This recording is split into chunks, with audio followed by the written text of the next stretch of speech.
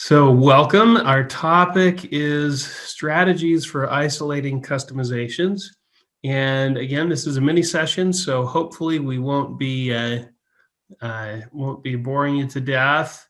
We're only going to slip in, maybe 17% of shameless plugs for our products and services along the way. So bear with us. Let's see. Oh, where's my About Me? It should say About Me up there. And I apologize. One moment.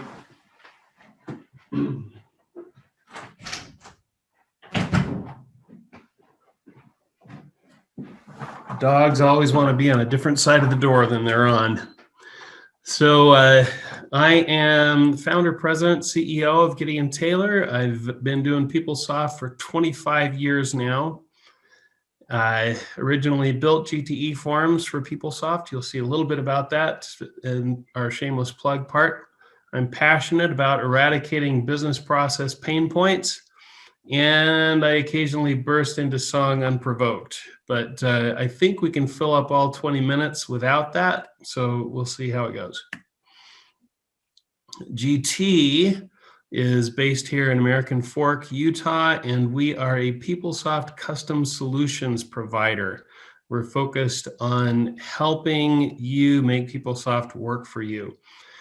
And how does that fit in with isolating customizations? We will tell you. We focus on revolutionizing business processes specifically, and we want to help our clients work simply, effectively, efficiently, and flexibly. And Oracle partner, been doing this for a long time, and GTE Forms itself is a validated integration with PeopleSoft. Just a quick look at our NASCAR slide here. Hopefully you see a few names that you know and love. Just a few of many who we've helped to automate business processes. And just so you have an idea of where GTE Forms fits, it fits somewhere in between what Forms and Approval Builder can do and what you would have to do with custom fluid development. It covers a huge range in between there. Including the ability to pre-populate and get conditional behavior, restricted prompts, all sorts of things that you can accomplish with technical extensions. And of course, as a consultancy, we focus even more broadly on all of the tools, delivered tools, and other tools to help automate business processes and get custom behavior out of PeopleSoft in the most effective way. We also just expanded the services that we offer. We just merged with Newberry Consulting Group. Newberry is now Newberry Enterprise Services, a division of Gideon Taylor. And through Newberry, we can provide full range of full service PeopleSoft services, including managed services and robotic process automation, all sorts of yummy services goodness.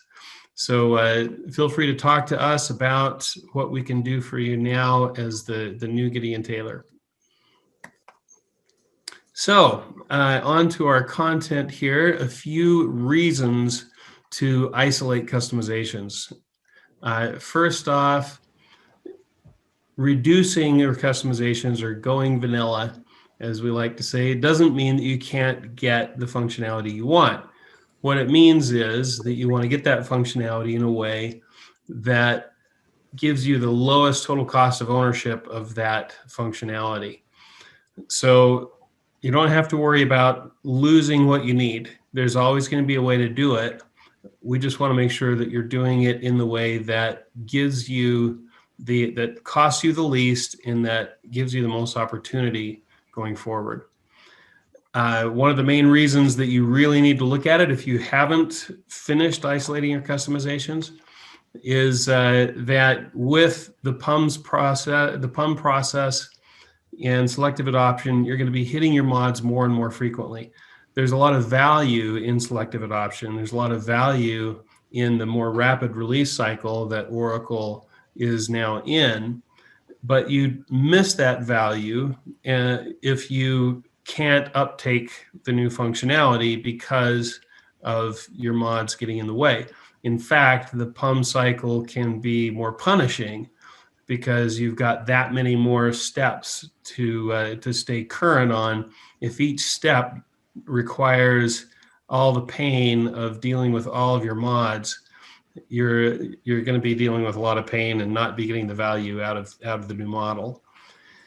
You want to be able to leverage new functionality, and if your mods are preventing you from uptaking that new functionality, even though your mods are trying to help you work more effectively, your mods will actually be keeping you from getting the value out of the software you're paying for. Just one other bullet to consider, what I call maintenance gridlock. So, and this may be a little bit of an esoteric question, but what is the ratio of your ongoing maintenance effort to your initial development effort? So if it takes an FTE full-time for 3 months to build a new feature, a new mod for you,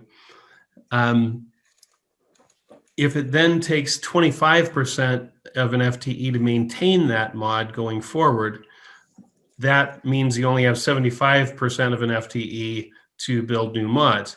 If it's 50% or 75%, you're pretty much done. You can't use that developer to actually add any new value. They're just maintaining what you've already done. But if that ratio is 10%, it only takes a tenth of an FTE to maintain your modification going forward, you can accomplish much more. I'm saying modifications, but you can think customizations, including ones that are considered vanilla. But one of the big problems with the mods that are not isolated is that in addition to having to upgrade them, they usually require a lot of maintenance. So you want to maximize your value and minimize maintenance by going through this process. So here's a slide that I shamelessly stole from Dave Bain from his presentation yesterday. And I'm not going to go into great detail on it. I just want to point out that this is the gospel that Oracle is preaching. We want to make the lifecycle management process, we want to manage the lifecycle effectively by isolating customizations and doing that on an ongoing basis, where as you have new releases, you evaluate those releases against your existing inventory of customizations. So the main one I want to point out here is, again, inventory and document. And I do recommend Dave's session yesterday that goes over the customization repository and ways to document and maintain your list of customizations so that you can manage it appropriately. But we're going to actually drill in a little bit to this optimize step especially. So first off, again, just a quick reminder, what is vanilla? Well, what isn't vanilla are modifications to app designer level delivered objects, PeopleSoft objects. So if they're delivered by Oracle and you modify them in App Designer, you're no longer vanilla. But you can stay vanilla by leveraging configuration options. I'm supposed to be getting pretty checkboxes off to the side here, but maybe they'll show up. Oh, they're just out of order. There we go. So leveraging configuration options, that's vanilla. Touchless extensions of existing features is also vanilla. And bolt-on applications are vanilla. Bolt-on applications meaning that we're adding objects to PeopleSoft. You have new objects in your PeopleSoft database, but they didn't come from Oracle. They don't have the names from Oracle. Therefore, when Oracle gives you new updates, gives you new PUM releases, they don't overwrite your existing bolt-on applications. So building a new component on a new menu in PeopleSoft and sticking it under a tile on a home page, that can be completely vanilla. It's not going to complicate your PUMs.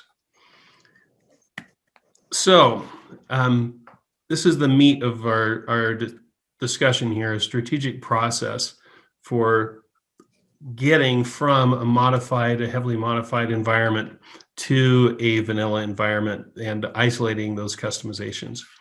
So the first step, of course, is you need to review your modifications. You can't do that if you don't know what they are. So documenting them is the first step. Then in reviewing them, you want to compare with the latest delivered feature set from Oracle. And the best way to do that is in an up-to-date demo environment.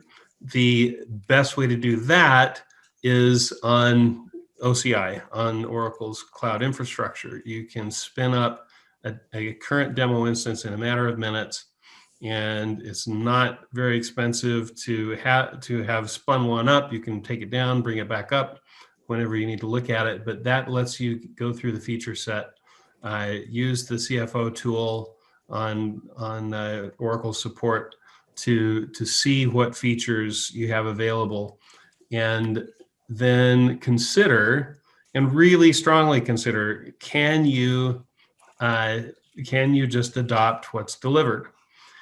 Can you change your business process if appropriate to fit the delivered functionality? And consider, as you're looking at that, the knee-jerk reaction for all of us is no. I need it to do what I need it to do. And you might. And the only reason we have a business here is because you might, and because you often do need to have that. You often do need to have that functionality customized just the way that you want it. I'm sorry, let me just ask if you are not on mute to mute yourself until you have a question. We've got just a little background noise. But really give it some thought. What other benefits would we accrue if we did alter our business process to be able to use the delivered system? Consider that if you're ever going to go to Oracle Cloud Apps or to Workday, you're going to have much less opportunity for that and for modifications. And so you're going to have to live with delivered functionality. Might as well try it out. See if we can do it with existing PeopleSoft. But if differences from delivered are still needed, and that's okay, then we go through this graduated process to try to accomplish your custom behavior in the least impactful way possible. I'm sorry, one more time, if you're not on mute, please go on mute. If not, Scott, I think you own the session. Please mute anyone who is not muted. Thank you. You bet. Specific configuration options, look at the configuration options of the feature.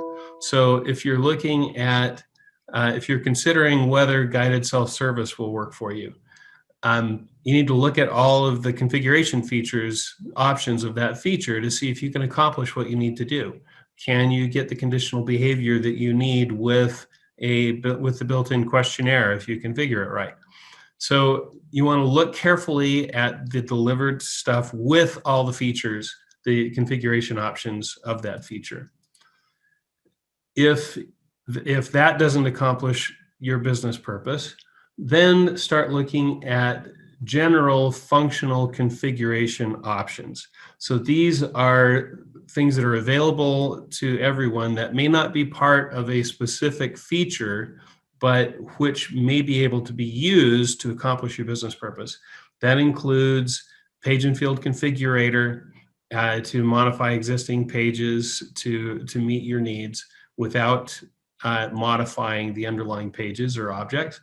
It includes delivered frameworks like the questionnaire framework, the attachment framework, the acknowledgement framework. There are all sorts of new tools that may be able to accomplish what you are looking for. So look at the general config options first, because those are the least expensive. If that doesn't work, if you still need more than that, then look at the general technical extension options. So that includes drop zones, event mapping, fluid approvals. It takes some technical work to implement them, but they can still be done without actually modifying delivered objects. So you want to do config before tech, but look at those delivered technical extensions before moving on. If you can't accomplish what you need to do that far, then look at functional bolt-on applications next. So we say, for example, Forms and Approval Builder is really kind of a delivered bolt-on. The frameworks that were mentioned can be used as a bolt-on. GTE Forms is our bolt-on that gives you a huge amount of functionality in configuration, and you can use it to treat a number of these can take the concept of saying, well, let's treat the existing application like a black box, and instead create a new front end for the business process that the users will deal with, go through a workflow process, and then populate the pages that really store the data that we want, but that we don't want the users to have to deal with. We don't want them to have to see the delivered pages. So let's create a new front end and a workflow process, treat the backend component like a black box.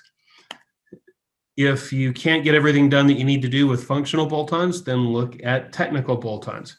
That can include custom development, building things yourselves. It can include extending the behavior application packages.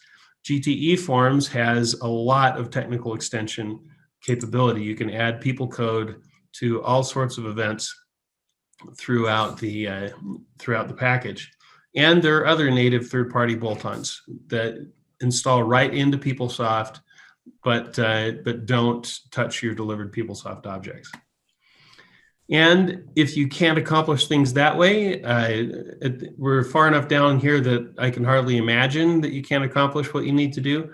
But there may be integrated non-native hosted third-party providers that you want to look at. Maybe you have to go outside of the PeopleSoft ecosystem to get exactly the behavior that you're looking for, and that's okay. But you want to consider everything else inside PeopleSoft before you go to that point. And then there's always keep the modification. If, however, you are keeping the modification after considering all of these other options, you have a really good solid justification for keeping that mod, and it must really be accomplishing an important task for you. So, shameless plug, I mentioned GTE Forms. If you would like to see what GTE Forms can do, you can hang out here. We actually, I'm going to be turning this over. Scott, does our next mini session butt right up against the end of mine, or is there 10 minutes in between? There is 10 minutes in between. The next one starts at 1:30 Central. Very good. So if you would like to learn more about GTE Forms, how we can create new fluid applications inside PeopleSoft using only functional configuration, please talk to us. We're able to do so much that and do it so fast. We have many clients who've been able to create forms and get them out in a really quick span of time, and sometimes the next day have a form in production. So there's all sorts of value there, and a growing community of GTE Forms users, and we can line you up with any of them. You're going to see capacity, including auto-populating and pre-populating forms. You're going to have your ability to have related displays, restricted prompts, be able to set up an intuitive user experience using all sorts of different fields, conditional logic that helps the form unfold naturally for the user with conditional and complex routing and email notifications, and an easy way for people to see where their transaction is in an approval process. So with that, I'm going to pause for questions. And then if we run out of questions, I'll do a brief little demo here of a GTE form in action. But before we do that, I'm just going to flip back to this slide in case you have questions about kind of the meat of our presentation. Feel free to come off mute after I kept telling everyone to be quiet.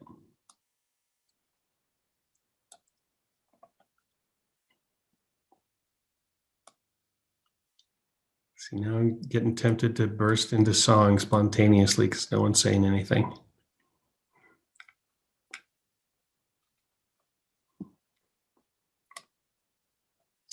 All right.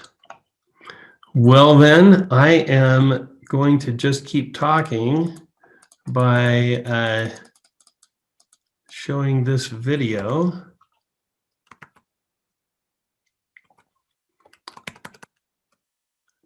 Just a quick look at how quickly an electronic form can be, an e-form can be built. This form was built in less than an hour by a functional analyst with no technical help. So out of a list of onboarding forms that we built out for a customer, this is a veteran status form being looked at from a mobile device. It can be pre-populated with information, in this case for the employee who is filling it out. It can have all sorts of text. It's one of the things that we hear a lot from users is that, or from our clients, is that they need to be able to put instructional text all over in forms, and we've accommodated that. Now we get conditional behavior. So when you say I'm a veteran, yes, well, we're going to unhide a lot of additional information and give you a chance to fill out additional fields. If you make a particular selection of a protected veteran, then you get more fields to fill in. So all of that dynamic behavior gives you a real open and dynamic look and feel that guides the user through. Then we can attach that in with PeopleSoft's AWE to do routing. We're storing the signatures as we go, so we know what who did and when and how, and that gives us, again, the ability to build a new fluid application that's mobile accessible inside PeopleSoft, again, in less than an hour. And does that bring up any other questions anyone would like to ask, or comments? We'll also take raving reviews. I see someone added in the chat, will Scott please turn his video back on?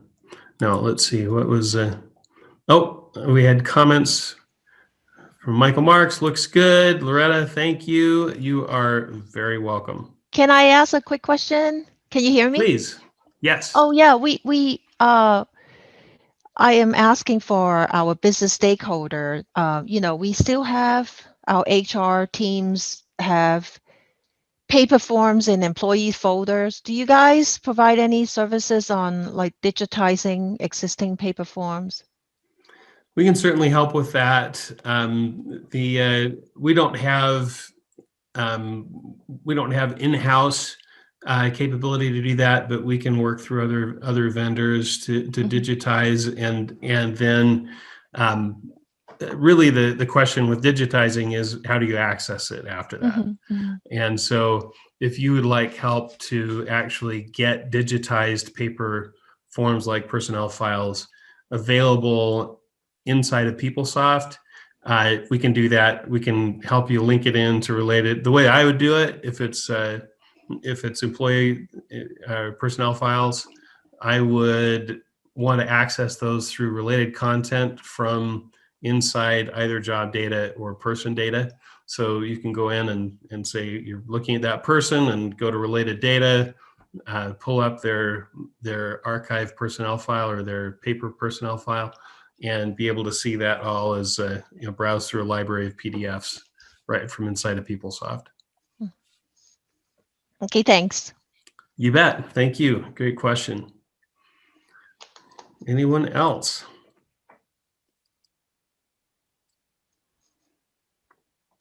Okay, well, I am going to stop sharing my screen unless you have, let's see, let me flip back here. See, do I have another slide? I didn't, just contact information that I didn't actually add. So thank you for joining, and let us know in the comments or in the chat if you would like us to send you. We should have all of our sessions posted eventually on our website. I don't know that we can actually upload sessions for our mini sessions to Excel events, but anything that we present, you're welcome to, and happy to help with anything that you need.